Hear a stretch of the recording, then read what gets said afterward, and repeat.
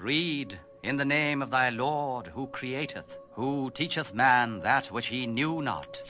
What I want you to do, instead of looking at this from the third person, I want you to look at it from the first person, as if these events had happened to you. As if the events had happened to you. So when I say that this such and such happened, what I want you to imagine is if it had happened to you. Alright? And so the Prophet ﷺ was born. And immediately after that his father died. And so the Prophet ﷺ grew up with no father. He was raised by his mother. And at a very young age, the Prophet ﷺ lost his mother as well. And so now, even in his infancy, when he's just in the age of around 6 years old, 7 years old, he's now going into the world with no mother and no father. And so his grandfather begins to take care of him and love him, Abdul Muttalib. And as Abdul Muttalib is taking care of him, Abdul Muttalib soon dies as well. And now he's lost his father, who he never knew. He's lost his mother, and he's lost his grandfather. And he's an orphan in Mecca. His uncle Abu Talib begins to take care of him. The Prophet ﷺ was never known for any of the vices that the Quraysh were known for, the people in Mecca. They would drink alcohol, or they would drink alcohol or bury their women or whatever it was that they were. The Prophet ﷺ had nothing to do with that. He was, as they knew him to be, the most trustful person in their entire society. As-Sadiq al-Amin.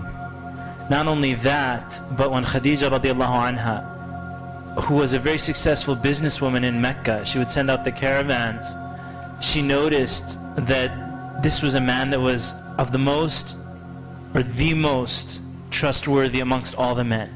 And so she placed him in charge of her caravan that would go to Syria and come back. And so the Prophet ﷺ at that time hadn't received revelation. He was 25 years old. He took care of her caravan, and where everybody else was just going, making a profit and coming back with the Prophet, the Prophet ﷺ went to Syria, made a profit, and then bought items. And then when he came back to Mecca, he also sold it in Mecca. So he got double the profit. Khadija radiallahu anha asked her uncle to speak to Muhammad sallallahu alayhi wasallam about getting married. And they got married. It was his first wife, Khadija radiallahu anha. And from Khadija he had the majority of his children. When the Prophet sallallahu alayhi wasallam received revelation towards age 40, the Prophet ﷺ used to go up to a cave. And that cave, till today, if you go to the Kaaba and you're standing in the Kaaba, you will notice all these huge hotels around the Kaaba. I think they're building a new hotel there. It's huge. But there's still a mountain that you can see right when you're doing tawaf. Some of you might, if you've been to Mecca, you don't recognize that mountain. But there's a huge mountain in the distance that isn't covered by hotels. And from the courtyard of the Kaaba, you can see it. That's Ghari Hira. That's the cave of Hira. And that's where the Prophet ﷺ, it's an extremely difficult climb. Right? If you're thinking, yeah, I want to go visit there, it's maybe an hour walk upwards. It's extremely high, bigger than those high hotels. The Prophet ﷺ used to go there and worship. At-Tahannuth. And you'll see this in Sahih Bukhari. It's one of the first hadiths. The Prophet ﷺ, he loved to go up into the cave of Hira and contemplate the situation that his people and humanity was in, and the vices that were happening, and so on. And on that mountain, the Prophet ﷺ, you can imagine the fear that comes to a person when you're just alone in a cave on the top of a mountain, and then a man appears. And then the man is telling him to read. And so the Prophet ﷺ said to him, he said, I can't read. And a lot of people forget this part about that story, and many of you are familiar with it. Jibreel alayhi salam, Angel Jibreel, he grabbed the Prophet ﷺ and he squeezed him. and he pressed him so hard. So not only the fear of seeing that person there, but he pressed him so hard until the Prophet ﷺ said, I felt I was gonna die. And then he let go of him. And then he said, read. And the Prophet ﷺ said, I can't read. And then he squeezed him again until the Prophet ﷺ said that I felt I was gonna die.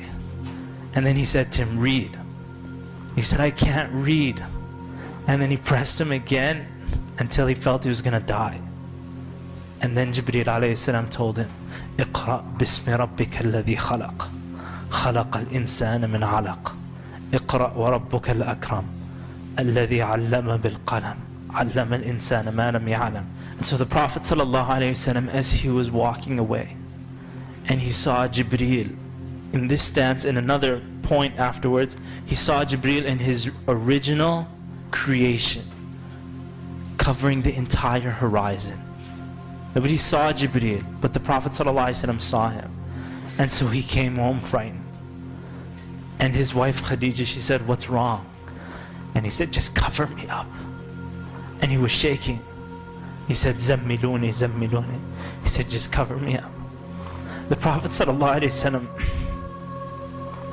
was so scared about what had taken place. And in fact, after that, Khadija radiallahu anha, you'll see in the seerah, she said, Allah would never do this to you. Allah would never disgrace you or humiliate you, because you fulfill the ties of kinship. You're good to the orphans. If anybody needs help, you're the one who helps them. You feed them, you take care of them, you will never be humiliated by Allah subhanahu wa ta'ala. And so the Prophet sallallahu alaihi wasallam, after that, revelation discontinued. You will see that for many months, Jibreel didn't come back until he felt that Allah was angry with him.